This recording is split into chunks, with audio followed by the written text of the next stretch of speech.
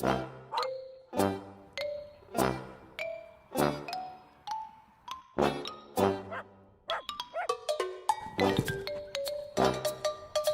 just started seeing that, grow over the last couple of weeks, and we've had quite a few new client inquiries been coming in each day, which is great.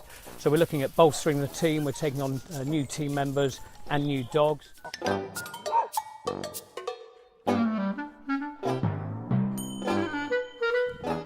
We've got such a fantastic site. We've got 5 acres, 2 fields and a stable block, and there's just nowhere, like this that we could have in London.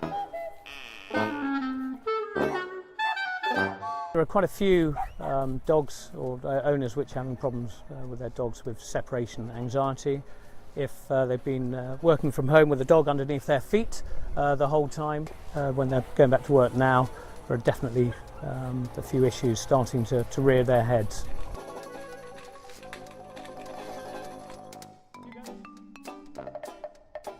It's as good as we get, and the dogs are happy here, and the team are happy here.